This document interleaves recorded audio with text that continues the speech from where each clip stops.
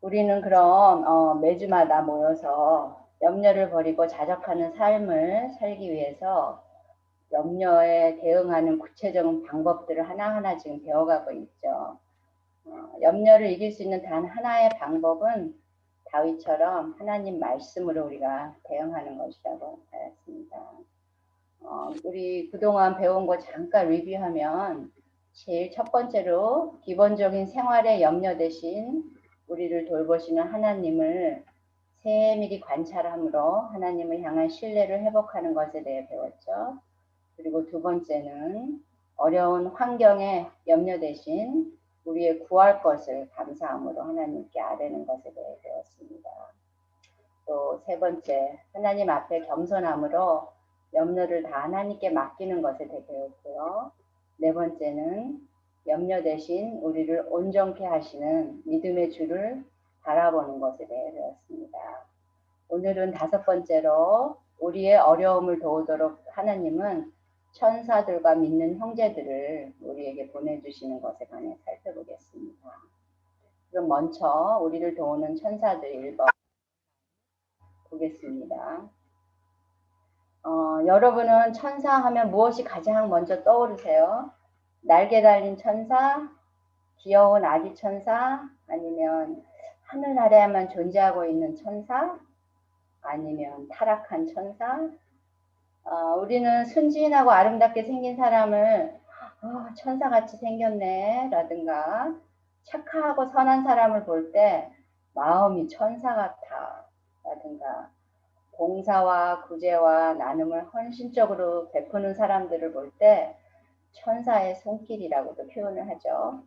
이와 같이 선한 모습, 선한 마음, 선한 행동을 묘사하는 천사들에 관해 성경은 무엇이라 말씀하시는지 살펴보겠습니다. 첫 번째, 천사의 존재. 천사는 히브리어로 말라크라고 그러는데 그 뜻은 messenger, 보내진 자라고 하십니다. 하나님의 뜻을 전하는 심부름꾼을 의미합니다. 천사의 존재에 관해 성경에는 66권 중에 34권에 언급되어 있습니다. 구약에는 실제적이고 존재적인 모습으로 나오고 신약에는 그리스도의 탄생과 사역, 부활과 승천, 그리고 초대교회 역사에 관련된 천사들의 사역이 주로 기록되어 있습니다. 그래서 우리가 알다시피 천사는 사람이 지어낸 신화가 아니라는 것을 성경이 증거해주고 계시죠.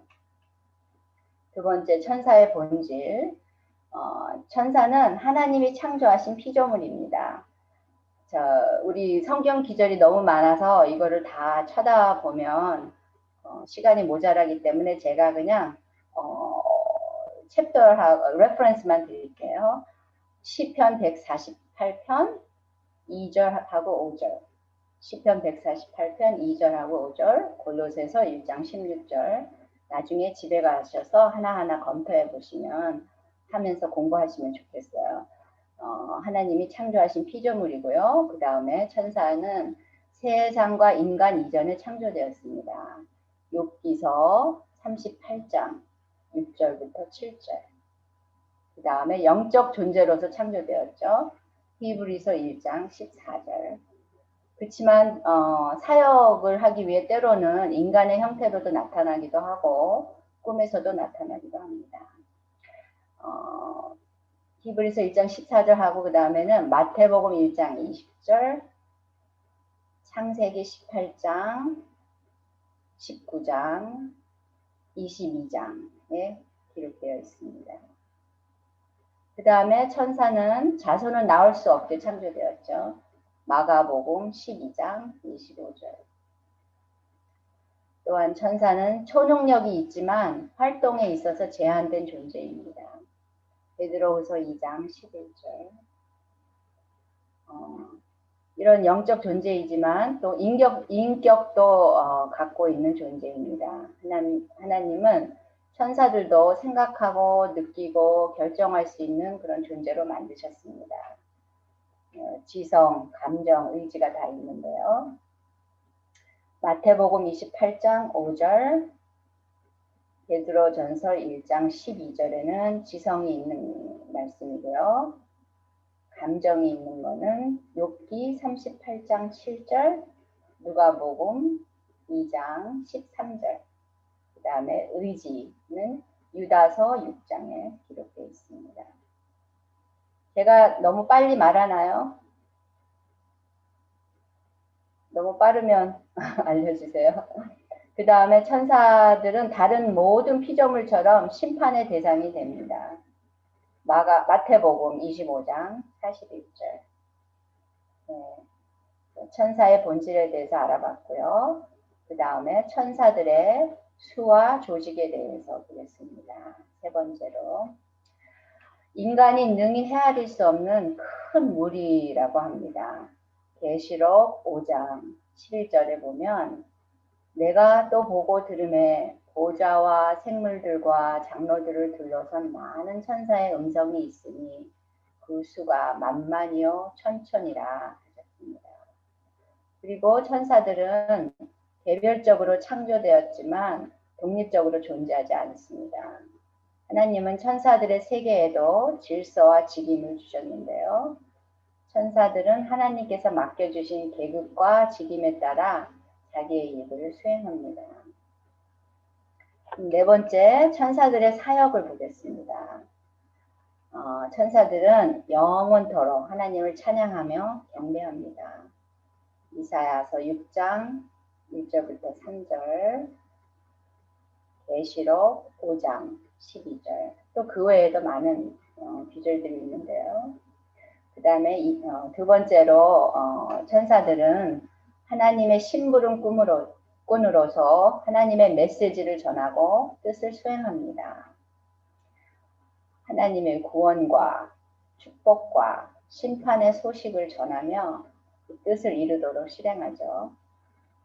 그 말씀은 창세기 23장, 시편 103편, 히브리서 1장, 누가복음 1장, 2장에 기록되어 있죠. 또한 하나님을 경배하고 하나님의 메신저이지만 또한 예수님을 섬깁니다.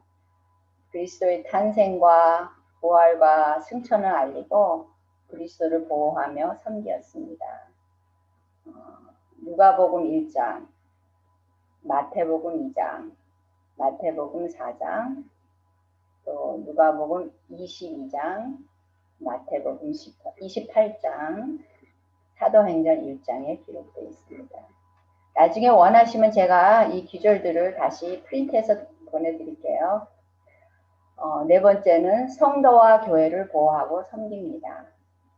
성도들을 인도하고 필요한 것을 공급해주고 보호해주고 구해주고 인간을 위해 하나님께 기도하고 기도의 응답을 이루는 일에 관여합니다. 시편 34편, 히브리서 1장, 다니엘서 6장, 창세기 21장, 열왕기상 19장, 누가복음 16장에 기록되어 있습니다. 이와 같이 성경에는 천사들의 사역에 대해서 많이 기록되어 있지만 책에서 몇 가지만 기록된 걸 살펴보겠습니다. 에디오피아 여왕에게 빌립을 인도하여 복음을 전하게 하는 천사의 사역을 저희가 볼 수 있죠. 또 엘리야에게 필요한 음식을 공급해줬던 것을 볼 수 있고요. 다니엘의 세 친구를 불길 속에서 지켜주고 다니엘을 사자로부터 지켜주는 것을 볼 수 있고요. 폭풍을 만난 배 안에 있던 이방인을 포함한 모든 사람들을 또 지켜준 것, 초대교회 핍박으로 인해 감옥에 갇힌 사도들을 구해준 것, 이 외에도 사역에 대한 기록이 많이 있습니다. 그러면 우리가 지금 천사에 대해서 다 살펴봤는데 우리가 천사에 대한 우리의 태도는 어때야 될까요? 5번에 첫째는 우리가 하나님의 신령한 종으로서 우리가 존중해야 되죠. 그리고 두 번째는 어려움에 처한 우리를 돕는 것에 감사해야 되죠. 그리고 우리가 도움을 청해야 그렇지만 우리가 도움을 청해야 할 기도의 대상은 아닙니다. 천사는 하나님이 허락하시는 범위 내에서 하나님의 뜻을 수행하는 인격체이기 때문입니다. 또한 우리가 하나님만을 찬양하며 예배하는 그런 본을 쫓아서 우리도 하나님을 찬양해야 되죠. 그 다음에 천사를, 우리를 섬기기 위해 지음받은 천사들을 우리는 숭배하여서는 절대 안 되죠. 성경은 엄연히 이것을 금하고 계십니다.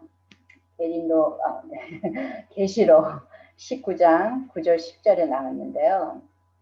이제 천사가 내게 말하기를 기록하라 하면서 이제 쭉 내용이 나오고, 그 다음에 그 요한이 계시록을 기록했던 요한이 천사를 말을 한 후에 내가, 그 요한이 말하죠, 그 발 앞에 엎드려 경배하려 하니 그가 나에게 말하기를 나는 너와 및 예수의 증언을 받은 형제들과 같이 된 종이니 삼가 그리하지 말고 오직 하나님께 경배하라, 이렇게 말씀하셨죠. 우리는 하나님의 자녀요 상속자로서 천년 왕국 기간 동안에 그리스도와 더불어 왕노릇하며 세상을 판단하며 천사를 판단하며 다스리게 되는 존재들이죠. 그래서 천사를 숭배하는 것은 카톨릭 교회에서 하는 지금 천사 숭배 교리는 잘못된 것이죠. 그거는 곧 우상을 섬기는 행위입니다. 카톨릭에서는 미카엘, 가브리엘, 라파엘 이 3대 천사들의 숭배를 공유회를 거쳐 공식적인 승인을 받아서 카톨릭 교회 공교회 교리로 정하고 9월 29일을 기념일로 정하여 매년 천사 숭배 예식을 행하고 있습니다. 참고로 미카엘은 성경에 보면 사탄과 싸운 천사장으로 알려져 있죠. 가브리엘은 계시의 천사로 알려져 있어요. 그렇지만 우리가 읽는 성경에는 기록되지 않은 라파엘이라는 천사는 병 치유의 천사로 알려져 있대요. 그래서 하나님은 천사들을 우리한테 이렇게 보내실 뿐만 아니라 또한 우리 믿는 형제들을 우리를 돕도록 하셨습니다. 그럼 우리가 이제 서로를 섬기는 참된 성도들에 관해 살펴보겠습니다. 서로를 섬기는 참된 성도들, 우리가 왜 서로 섬겨야 되는 그 이유는 에베소서 4장 13절에 있습니다. 우리는 다 함께 하나님의 아들을 믿는 것과 아는 일에 하나가 되어 온전한 사람을 이루어 그리스도의 장성한 분량이 충만한 데까지 이르도록 서로를 세워주고 도와줘야 합니다. 그렇기 때문에 하나님께서는 서로를 우리가 세워주고 도와주도록 우리에게 은사를 주셨습니다. 그럼 우리가 그 은사에 관해 살펴보겠습니다. 영적인 은사란 무엇일까요? 은사하면은 헬라어로 카리스마라는 카리조마이라는 동사에서 파생된 말로 선물하다라는 의미를 갖고 있습니다. 하나님이 값없이 주시는 은혜의 선물을 의미하죠. 은사는 단수입니다. gift. 성령의 열매처럼 다양한 종류가 있듯이 은사에 다양한 종류가 있습니다. 은사와 재능은 다릅니다. 재능은 출생한 모든 사람들에게 있지만 은사는 거듭난 자들에게만 주시는 하나님의 선물입니다. 모든 성도들은 거듭날 때 은사를 소유하게 되죠. 각각 은사를 받은 대로 하나님의 각양 은혜를 맡은 선한 청지기 같이 서로 봉사하라고 말씀하십니다. 베드로전서 4장 20절 말씀이죠. 우리 영적 은사의 근원은 하나님이십니다. 고린도전서 12장 28절에 하나님이 교회 중에 몇을 세우셨으니 첫째는 사도요, 둘째는 선지자요, 셋째는 교사요, 그 다음은 능력이요, 그 다음은 병 고치는 은사와 서로 돕는 것과 다스리는 것과 각종 방언을 하는 것이라 하셨습니다. 그래서 하나님께서 영적 은사를 주셨고요. 또한 영적 은사의 근원은 성령님이십니다. 고린도전서 12장 11절에 나오죠. 이 모든 일은 같은 한 성령이 행하사 그 뜻대로 각 사람에게 나눠주시느니라 하셨습니다. 하나님, 성령님께서 우리에게 그 뜻대로 은사를 나눠주셨는데 그 목적이, 나눠주시는 목적이 있죠. 은사의 목적과 사역. 첫 번째는 교회의 유익을 위하여 주셨습니다. 그리고 교회의 덕을 위하여 주셨고요. 또한 서로를 섬기기 위해, 서로에게 덕이 되기 위해, 서로에게 유익이 되기 위해 주셨습니다. 그 말씀은 고린도전서 12장 7절에 있고요. 고린도전서 14장 12절, 그 다음에 베드로전서 4장 10절에 있습니다. 그럼 우리에게 주신 이 덕을 세우기 위한 은사의 종류에 대해서 알아보겠습니다. 은사에는 두 가지가 있는데요. 일시적인 은사가 있고요. 영구적인 은사가 있어요. 먼저 일시적인 은사는 초대교회 사역에 복음을 확증하기 위해, 사도임을 확증하기 위해, 예수님의 신성을 증명하기 위해 이적과 표적과 기적과 치유와 방언을 행하였습니다. 이러한 은사를 받았던 사도들은 사역 초기에만 사용하였고 사도행전 이후의 서신서, 사역 후기의 기록에서는 사용되지 않았습니다. 그 예를 잘 볼 수 있는 게 사도 바울이 위장병을 앓고 있던 디모데에게 이렇게 말하죠. 디모데 전서 5장 23절에 보면 이제부터는 물만 마시지 말고 내 위장과 자주 나는 병을 위하여는 포도주를 조금씩 쓰라. 이렇게 말을 했죠. 그렇게 병도 고칠 수 있는 능력이 있는 사도 바울이 안수 하나 하면 디모데의 병을 고칠 수 있었지만 그렇게 하지 않았습니다.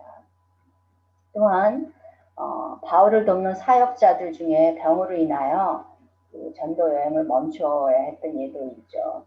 디모데후서 4장 20절에 보면 에라스도는 고린도에 머물러 있고 드로비모는 병들어서 밀레도에 두었노니 이렇게 말씀하셨습니다.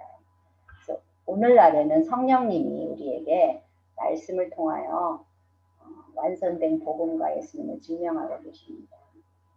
그러면 우리에게 지금도 주신 영구적인 은사들에 대해서 살펴보겠습니다. 책에 기록된 거는 한 11가지가 있죠. 예언. 여기서 예언은 미래를 예언하는 게 아니라 다른 사람의 성장과 바로잡음과 위로를 위해 말씀을 선포한다고 되어 있죠. 그 다음에 가르침, 믿음, 지혜, 지식, 분별함, 긍휼, 권고함, 구제, 다스림, 이렇게 되어 있는데요. 더 자세한 은사에 관해서 알고 싶으시면 고린도전서 12장과 로마서 12장에 참고로 보시면 되겠습니다. 이 영적 은사를 우리가 섬길 때 서로 상호 간의 관심과 돌봄을 서로 교환하게 됩니다. 서로 죄를 고백할 때, 서로 덕을 세워줄 때, 서로 짐을 지어줄 때, 서로 기도할 때, 서로 인자할 때, 서로 친절히 대접할 때, 서로 섬길 때, 서로 위로할 때, 서로 바로잡아줄 때, 또 서로 용서할 때, 서로 훈계할 때, 서로 가르칠 때, 서로 권면할 때, 서로 사랑할 때, 이와 같이 우리가 모든 영적 은사는 자신의 유익을 위한 것이 아니며 교회의 덕을 위한 것입니다. 그러면 하나님께서 이렇게 교회를 위해, 덕을 위해 은사를 주셨는데 우리가 교회가 뭔지, 교회에 대해서 올바로 알아야 되겠죠. 그래서 우리가 교회의 정의에 대해서 한번 알아보겠습니다. 교회 하면은 에클레시아라고 불러내었다의 뜻입니다. 그래서 우리가 그리스도 밖에 있던 무리들을 그리스도 안으로 불러내었다의 의미를 담고 있습니다. 고린도전서 1장 2절에는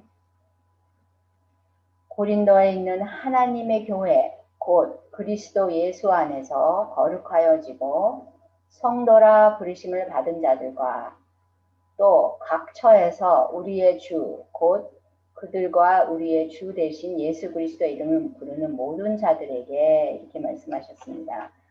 이 말씀은 바울이 말하는 것은 건물이 아닌 거듭난 성도들을 교회라고 말하고 있죠. 여기서 보면 두 가지 모습이 보이죠. 각 처에서 흩어져 있는 모든 성도들을 우리는 Universal Church, 보편적인 교회라고 하고요. 또 한 지역에 소속되어 있는 교회를 지역교회라고 합니다. 그래서 우리는 성도로서 각 지역에 소속돼서 교회를 섬겨야 되죠. 그러면 교회 공동체로서의 교회가 무엇인지 보겠습니다. 그리스도는 몸이요 성도는 몸 안의 지체들이라고 표현하죠. 그리스도 몸 안에 모든 지체들은 서로 연결되어 있습니다. 그렇기 때문에 몸을 떠나서는 살 수가 없죠. 모든 지체들은 같은 기능을 가진 것이 아니기 때문에 서로에게 책임이 있습니다. 각각 받은 은사대로 서로를 섬기며 그리스도의 몸을 세워나가는 책임이 있죠. 그러면 이 공동체인 교회의 공동체 안에서 어떻게 서로 운영이 돼야 되는지 한번 알아보겠습니다. 갈라디아서 6장 1절 말씀의 원리는 우리가 교회 공동체 안에서 서로 지켜야 할 아주 중요한 지침을 말씀하시고 계십니다. 형제들아, 사람이 만일 무슨 범죄한 일이 드러나거든 신령한 너희는 온유한 심령으로 그런 자를 바로잡고 너 자신을 살펴보아 너도 시험을 받을까 두려워하라. 우리가 어떻게 서로를 돌봐야 하는지 확실히 보여주는 말씀이죠. 상대의 잘못을 지적하기만 하는 게 아니라 사랑으로 다가가 함께 말씀을 나누고 함께 기도하고 함께 옳은 길을 걷도록 격려해 주는 것이야말로 정말 회복을 가져다 주는 길입니다. 죄는 공동체로부터 멀어지게 하죠. 자신의 죄를 드러내지 않으려고 마음을 더 굳게 닫게 되고 그러는데 서로 죄를 우리가 솔직히 고백할 때 서로의 필요와 염려와 유혹을 더 이해하고 교제를 더욱 순전하게 만들게 됩니다. 이것이 참 참된 교제를 나누는 크리스천의 모습입니다. 참된 교제는 서로를 세워가는 것입니다. 또한 사랑이 있는 곳에 참된 겸손이 있고 참된 겸손은 염려로부터 해방되게 도와줍니다. 그리스도의 능력과 영광에 대해서 우리가 더 알수록 우리는 더욱 겸손해지며 또 그리스도가 우리를 사랑하신 것을 더 알수록 우리도 서로 사랑할 수 있게 되죠. 우리는 참 인간적인 한계가 있는 사랑을 할 수밖에 없지만 예수님의 사랑은 무한적인 사랑인 것을 우리가 늘 잊으면 안 될 것 같습니다. 네, 제가 말을 되게 빨리 해서 그런지 벌써 오늘의 공부가 끝났는데요. 30분 딱 걸렸네. 그럼 우리가 더 깊이 진지하게 나누는 시간이 더 많아져서 여러분 기쁘죠? 오늘 배운 것의 요약을 잠깐 하자면 두 가지죠. 천사는 우리를 섬기는 영이므로 숭배하여서는 안 되고 우리는 그들처럼 부지런히 주님만을 예배하는 것을 본을 받아야 되고 또 교회의 유익과 덕을 세우기 위해 각 사람에게 주신 은사대로 우리가 서로를 섬기며 세워가야 하는 거죠. 네.